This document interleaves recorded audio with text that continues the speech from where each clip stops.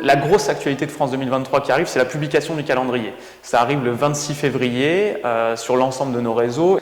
Et c'est là où vraiment on va donner le coup d'envoi de la Coupe du Monde qui sera suivi juste après par le lancement de la billetterie et on mettra en avant les packs villes et les packs équipes qui sont vraiment le moyen pour les fans de rugby d'assister au plus grand nombre de matchs sur tout le territoire, sur l'ensemble des matchs qu'il y aura ici au stade Pierre-Mauroy.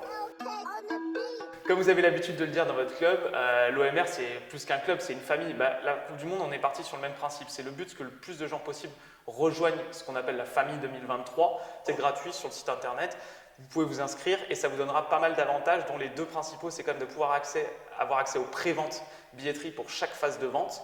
Et le deuxième, c'est que vous avez une chance aussi d'accéder à ce qu'on appelle les opérations Money Can Buy qui vous permettent de suivre les coulisses de la compétition, de faire un passage dans les vestiaires. Et ça, il y aura des tirages au sort là-dessus.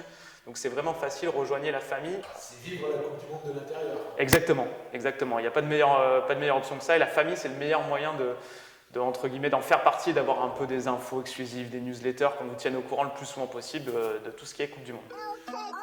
On a mis en avant les 1800, un peu plus de 1800 clubs qui composent le rugby français, que ce soit amateur ou professionnel. Et le but, en fait, c'est quand vous vous inscrivez à la famille 2023 ou quand vous achetez des billets, vous sélectionnez votre club de cœur.